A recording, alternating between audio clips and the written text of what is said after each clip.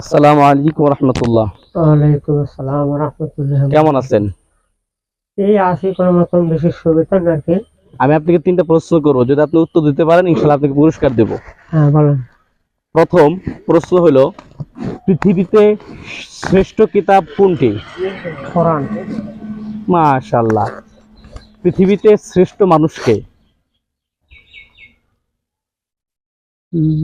1 2 3 4 5। আপনি পারেন নাই। পৃথিবীতে সবচাইতে বড় মসজিদ কোনটা?